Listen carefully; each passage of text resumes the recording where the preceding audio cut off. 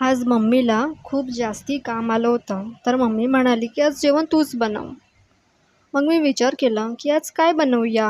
त्याच्यानंतर मी पटकन अंडी बॉईल करत ठेवली आणि एकीकडे भात शिजत ठेवला आणि त्याच्यानंतर मी टोमॅटो कापायला घेतला.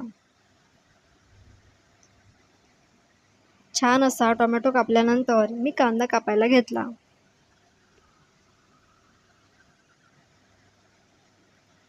कांदा कापून झाला आणि नंतर मी लसूण साफ करायला घेतला. मला कांदा आणि टोमॅटोची ग्रेव्ही बनवायची होती, त्याच्यामुळे मी काही जास्त बारीक कापले नाही.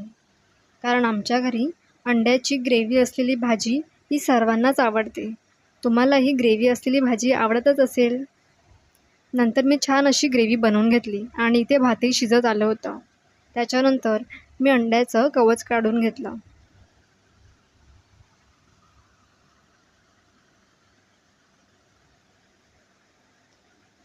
आणि त्याच्यानंतर कढईमध्ये खडे मसाले टाकून घेतले आणि ग्रेव्ही टाकून घेतली.